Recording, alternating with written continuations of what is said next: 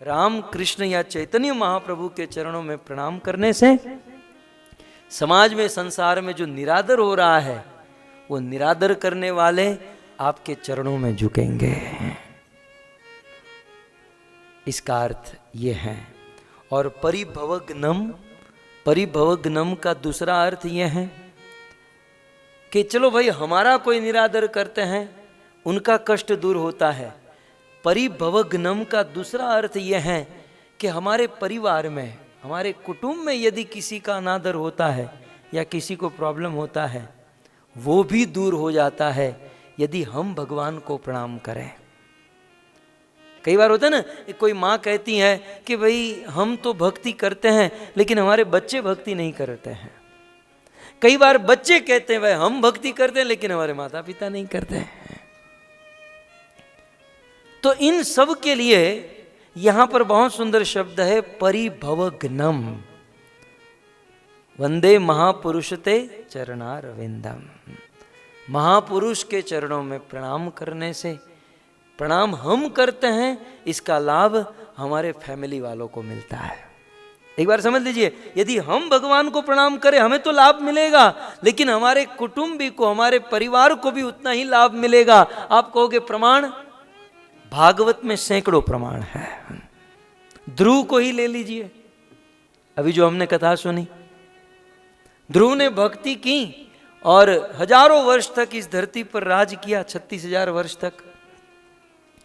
और फिर भगवान के पार्षद नंद और सुनंद आए, ध्रुव को विमान में बिठाकर वैकुंठ लेकर जा रहे थे। ध्रुव ने कहा विमान रोको रोको रोको। नंद सुनंद ने कहा हवा में रोकेंगे तो गिर जाएगा, बोलो काम क्या है? बोले नहीं, विमान रोको पहले। ये मैं जो भी आज बना हूं, जो भी मेरे पास आया है और मैं जो भी भक्ति करता हूं, वैकुंठ मिल रहा है, ये मेरी मां सुनीति की कृपा से है। इसलिए पहले मेरी माता सुनीति को वैकुंठ भेजो, फिर मुझे भेजो। नंद सुनंद ने कहा ध्रुव तुम चिंता मत करो, तुम जैसे भक्त जिस कुल में होते हैं, कुलम पवित्र जननी कृतार्था और वसुंधरा, ये धरती तो नाचने लगती है। तुम चिंता मत करो, तुम्हारी माँ भी वैकुंठ को प्राप्त हुई है। ध्रुव ने कहा केवल ऑडियो सुनाओगे, वीडियो भी दिखाओ। जब तक मैं मेरी आंखों से नहीं देखूंगा मैं मानूंगा नहीं। तो फिर फ्लाइट में वो खिड़की होती ना, छोटी सी खिड़की, उसे ऊपर करके नंद सुनंद ने दिखाया, देखो। शिल प्रभुपाद ने ये फोटो भी बनाया है, देखो विमान जा रहा है, उसमें तुम्हारी माता सुनीति है, वो पहले वैकुंठ पहुंचेगी फिर आप। अब पूरा भागवत आप 10 बार पढ़ लीजिए, कहीं भी ऐसा वर्णन नहीं है कि सुनीति 16 माला चैंटिंग करते थे। सारा भजन, सारी भक्ति करने वाला ध्रुव था। जब भगवान प्रकट हुए तो प्रणाम ध्रुव ने किया, लेकिन ध्रुव के द्वारा किया गया प्रणाम का लाभ किसको मिला? उनकी मां सुनीति को।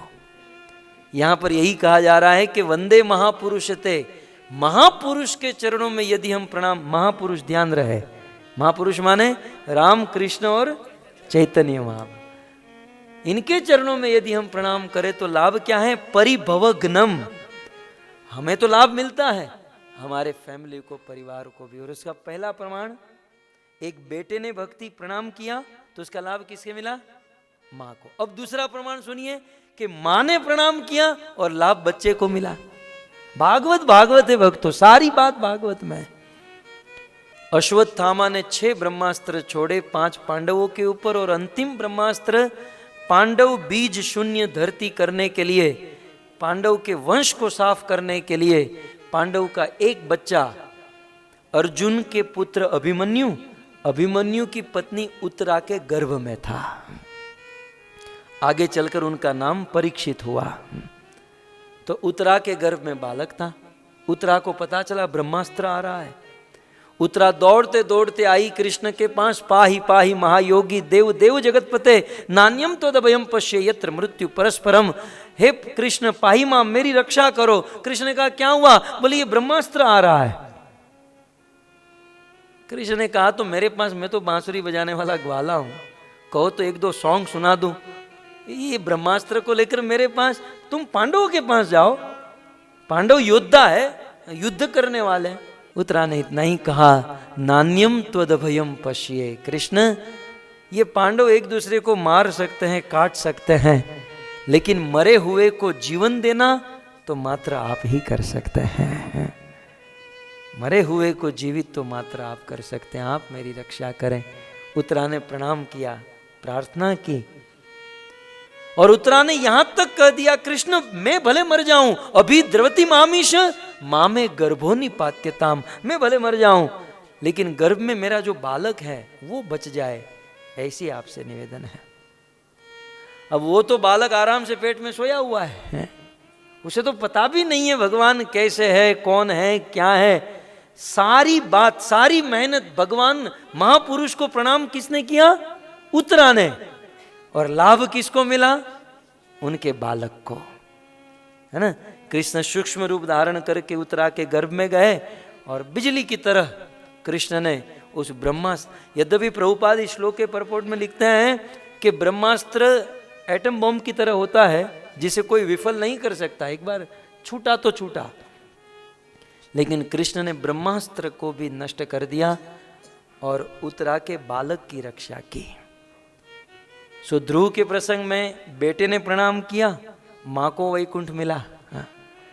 इस प्रसंग में महापुरुष के चरणों में मां ने प्रणाम किया, बेटा बच गया। और एक प्रसंग है भागवत में, पितामह भीष्म जब सरसैया पर सोए हुए थे तो पितामह भीष्म स्तुति करते हुए कृष्ण से कहते हैं, कृष्ण मेरे जैसा आतताई इस दुनिया में और कोई नहीं। कृष्ण आप जब अर्जुन की रक्षा करने के लिए उस रथ से नीचे उतरे, अपने हाथ में रथ का चक्का लेकर मेरी ओर आने लगे, तो मैंने आपके ऊपर बाण चलाए, मेरे बाणों से आपका कवच टूटा, आपके शरीर में सैकड़ों बाण लग गए, खून की धारा बहने लगी। कृष्ण मैंने आपको इतने सारे बाण मारे, लेकिन फिर भी आज उत्तरायण के दिन जब मैं मेरा प्राण छोड़ने जा रहा हूं तो आप बिना बुलाए चलकर मेरे पास आए मुझे दर्शन देने के लिए, ताकि मुझे आपका धाम वैकुंठ मिल जाए। कृष्ण यदि मैं मेरी हिस्ट्री देखूं तो मैंने आपकी भक्ति नहीं की। पितामह क्या कहते हैं, मैं तो दुर्योधन के पक्ष में था, मैं तो अधर्म के पक्ष में था, इवन मैंने आपके ऊपर बाण चलाए, आप मेरे पास आए मेरा उद्धार करने के लिए, तो इसका एक ही कारण है कि मेरे पुत्र पांडवों ने आपके शरण को पकड़ कर रखा है। कहने का अर्थ यह है, परिभवघ्नम वंदे महापुरुष, महापुरुष के चरणों में प्रणाम करने से हमारा भी उद्धार, हमारे परिवार का भी उद्धार होता है। ये हुआ श्रीधर स्वामी के द्वारा उन्होंने जो मंतव्य दिया। अब आगे विश्वनाथ चक्रवर्ती ठाकुर एक बहुत सुंदर कहते हैं, परिभवघ्नम का दूसरा अर्थ, इसे कहते हैं अर्थास्वादन।